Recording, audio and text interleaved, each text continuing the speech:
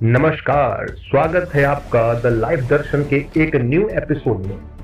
आज की प्रवचन माला में आपको कर्म विषय पे पूरी जानकारी दी जाएगी। क्या है कर्म, क्यों करें कर्म, कर्म करने से क्या फल मिलता है, क्या फल अथवा कर्म पहले से निर्धारित है या किस कर्म का कैसा फल हमें मिलेगा। जानिए आचार्य श्री राजकुमार शास्त्री जी से। सभी का स्वागत है the life Darshan YouTube channel पर।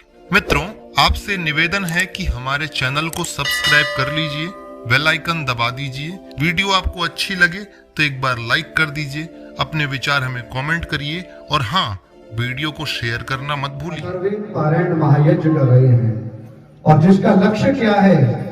जिसका लक्ष्य है जीवन के उत्थान को प्राप्त कराना, कर्मों को सदगति की ओर लेकर के जाना।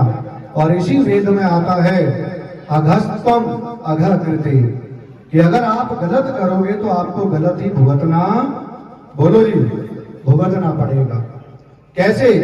क्योंकि जो बीज है वो विचार है और जो उसका कार्य है वो अंकुर है, और जैसा बीज होगा वैसा ही पौधा बनेगा, और जैसा पौधा होगा उस पर फल भी कैसे लगेंगे? वैसे ही लगेंगे। तो अपने कर्मों को देखें कि भगवान मेरे कर्म में कोई दोष तो नहीं है, मैं अपने कर्मों को गलत तो लेकर के नहीं जा रहा, इन कर्मों को करने से भगवान कोई त्रुटि तो मेरे जीवन में नहीं है। और मैं निवेदन करना चाहता हूँ, अगर मेरे कर्मों में दोष है तो परमात्मा की तो बात बहुत दूर है, यज्ञ की बात बहुत दूर है, मैं स्वयं का भी उत्थान और विकास नहीं कर सकता। और ये कर्म ना जाने कहां भुगतने पड़े, इसकी कोई सीमा नहीं है। इसलिए योगेश्वर श्री कृष्ण महाराज लिखते हैं कि अवश्य वैव भोक्तव्यम कृतम कर्म शुभाशुभम, कि जिसने जो कर्म किया है उसको वैसा भोगना अवश्य पड़ेगा। जो कर्म जैसा करेगा उसको भोगना पड़ेगा। क्यों भोगना पड़ेगा? क्योंकि किया हुआ कर्म और बोया हुआ बीज कभी निष्फल नहीं जाता, उसका रूप जरूर निकल करके आता है। और जिसके जितने प्रबल कर्म होंगे वो व्यक्ति उतना ही ऊपर उठता चला जाएगा। और मैं आपसे निवेदन करूं, जो लोग राशियों के और भाग्य के भरोसे बैठे रहते हैं, जो हस्तरेखा को दिखा करके अपने भाग्य का निर्माण करते हैं, मैं निवेदन करना चाहता हूं कि राम और रावण की दोनों की एक ही राशि थी, लेकिन नियति को और कर्म को कुछ और ही फल देना था। एक को राज मिलता है, एक को स्वराज्य मिलता है और एक को मृत्यु प्राप्त होती है। कर्मों का आधार है। अगर आप ये सोच रहे हैं कि जो मैं कर रहा हूं वो किसी को भुगतना नहीं पड़ेगा, याद रखना, उसका भुगतान पूरे परिवार को करना पड़ता है, और इतना भयंकर करना पड़ता है कि जिसकी कल्पना भी आप जीवन में नहीं कर सकते। इसलिए स्वाभिमान से जीना सीखो, अपने कर्मों को बदलना सीखो, अपने आचरण को बदलना सीखो, अपने जीवन को बदलना सीखो। कोई व्यक्ति बलवान है और वो बल से अपने कर्मों को बदलना चाहे तो ये कदापि संभव नहीं हो सकता। कोई धनवान है, अपार धन संपत्ति का मालिक है, और वो अपने कर्मों को बदलने का प्रयास करे तो वो भी संभव नहीं हो सकता।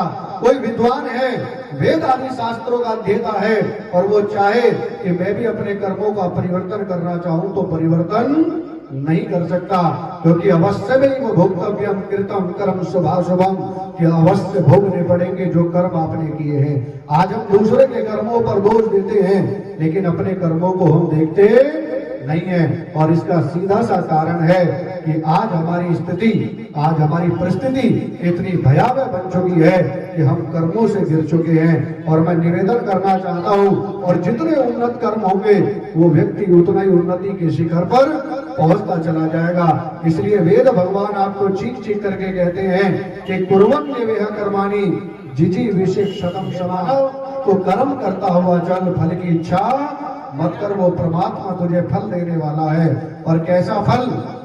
कि जिस फल को पाकर के आप अपने जीवन से मुक्त हो सकते हैं। जब खरबूजा बेल से लगा होता है, वो कच्चा होता है, उसे तोड़ने का साहस किया जाए, काटने का साहस किया जाए तो वो बेल से अलग नहीं होता। लेकिन जैसे ही वो सुगंध से भरता है, वो मिष्ठान से भरता है, मिठास से परिपूर्ण होता है, और वो अपने आप बेल से अलग हो जाता है। तो यही हमारे कर्मों का स्वरूप है। जिस दिन हमारे कर्मों में मिठास होगी, हमारी वाणी में मिठास होगी, हमारे विचारों में मिठास होगी और हम अपने गुणों से सद्गुणों से पक जाएंगे और परमात्मा के पास जब जाने का समय होगा तो मृत्यु भी समीप खड़ी होगी, लेकिन हम भयभीत नहीं होंगे और वही व्यक्ति जीवन में उन्नति को सफल कर पाता है। और अंत तो गत्वा कहना चाहता हूँ पाराशर मुनि के शब्दों में कि द्वाविमौ पुरुषम लोके चंदन भेदिनौ, कि दो प्रकार के व्यक्ति हैं जो अपने कर्मों से वीर गति को प्राप्त होते हैं। एक वो आत्मजानी योगी जो परमात्मा के भजन में बैठ करके अपने आप को आहुत कर देता है, और एक वीर योद्धा जो रण के अंदर, रण क्षेत्र के अंदर शत्रुओं का मान मर्दन करता हुआ वीर गति को प्राप्त होता है। और मैं निवेदन करना चाहता हूं, अगर इन दोनों में से कोई आप बनना चाहते हैं तो निश्चित आपके कर्म ठीक हो जाएंगे, आपका जीवन ठीक हो जाएगा और अपने जीवन से आप इस राष्ट्र की, संस्कृति की, धर्म की और अपनी कौम की रक्षा करने के लिए तत्पर होते चले जाएंगे। इसलिए कवि ने बड़े सुंदर शब्दों में कहा और कहना चाहता हूं कि हम अपने कर्मों को देखें, अपने कर्मों को बदलें। अगर पाप रूप कमाई को, अधर्म रूपी कमाई को, दूसरों को कष्ट दे करके हम अपने कर्मों को प्रबल बनाने की चेष्टा कर रहे हैं तो ये गलत है। क्योंकि किसी ने कहा कि अहम की अगर ज्यादा चल नहीं सकती, मौत की घड़ी कभी टल नहीं सकती, और लूट कर, छल से, कपट के साथ कितना ही कमा लो धन, लेकिन पाप की कमाई कभी फल नहीं सकती।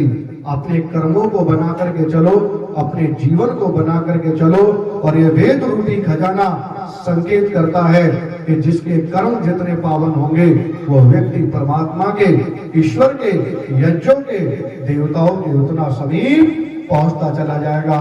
और वेद भगवान कहते हैं छंति देवा सुरवंतम, कि जो लोग सदकर्म वाले होते हैं, याज्ञिक होते हैं, परोपकारी होते हैं, विद्वान होते हैं, विद्वानों के पथ पर चलते हैं, महापुरुषों का अनुकरण करते हैं, उनको देवता चाहने लगते हैं, उनको परमात्मा चाहने लगता है, उनको विद्वान चाहने लगते हैं, उनको साधु चाहने लगते हैं। और कहना चाहता हूं वो सबके प्रिय बन जाते हैं। इसलिए जितना हो सके अपने कर्मों को ठीक बनाने का प्रयास करें और अपने जीवन को उन्नत करने का प्रयास करें, क्योंकि यज्ञो वही श्रेष्ठ तमम कर्मा, ये भी एक कर्म है जो हमें श्रेष्ठ कार्यों की ओर ले जाना सिखाता है, जो श्रेष्ठता से जोड़ता है और श्रेष्ठ कर्मों की ओर आह्वान करता है। आप आहुति दे रहे हैं, बहुत अच्छी बात है, लेकिन आप किसी की सहायता कर रहे हैं, ये भी यज्ञ है। आप किसी को वस्त्र दे रहे हैं, वो भी यज्ञ है। आप किसी के अभाव को दूर कर रहे हैं, वो भी यज्ञ है। और आप किसी के साथ मिलकर के वैदिक उदयन और वेद मंत्रों का सानिध्य प्राप्त कर अपने जीवन को बना रहे हैं, तो वो भी यज्ञ है। इसलिए अंत में आपसे कहना चाहता हूं कि अपने जीवन को बनाइए, उठाइए और सदगति की ओर और सुकर्मों की ओर प्रेरित कीजिए। क्योंकि वेद भगवान कहते हैं कि वैसे तो सब जीते हैं 2 गज कफन के लिए, लेकिन जीना उसका है जो जीता है धर्म, संस्कृति और वतन के लिए। अगर आपके कर्म ठीक नहीं हुए, ना तो धर्म काम आएगा, ना आपका यज्ञ काम आएगा, ना आपका और कार्य काम आएगा। इसलिए अपने कर्मों को बना करके चलो, अपने कर्मों को सजा करके चलो। यह अथर्ववेद पारायण महायज्ञ का आह्वान आप मिलकर के परमपिता परमात्मा के सानिध्य में बैठ करके कर रहे हैं। मैं प्रभु से कामना करता हूं कि आपके कर्मों को वो प्रबल बनाए, आपके कर्मों को आगे बढ़ाए, क्योंकि जैसा आप करेंगे वैसा आपको भोगना पड़ेगा। आप आम का बाग लगा रहे हैं, पेड़ लगा रहे हैं, तो आम ही आपको मिलेंगे, उसमें से अमरूद की इच्छा नहीं हो सकती। आप अगर अमरूद का पेड़ लगा रहे हैं, वृक्ष लगा रहे हैं, पौधा लगा रहे हैं, तो केवल आपको अमरूद प्राप्त होगा, उससे आम की अभिलाषा नहीं हो सकती। तो जितना हो सके अपने कर्मों पर ध्यान दें, अपने जीवन पर ध्यान दें और अपने जीवन को उन्नत बना करके चलें।